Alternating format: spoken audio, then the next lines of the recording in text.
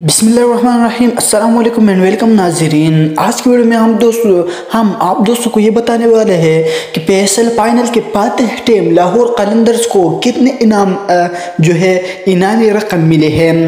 आइए और ये सब बातें जानते हैं। तो दोस्तों वीडियो को लास्ट तक देखिएगा।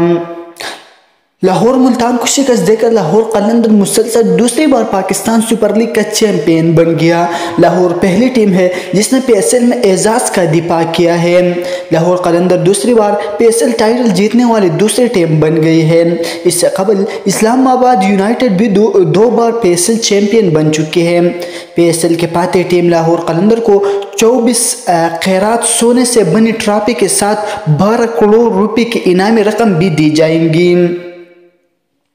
फाइनल की मुल्तान सुल्तान को 4 करोड़ 80 लाख रुपए दिए जाएंगे। वजीर है कि PSL के गुज़श्ता सीजन में फातिह टीम को 8 करोड़ जबकि रनर अप को 3 करोड़ 20 लाख रुपए मिले थे।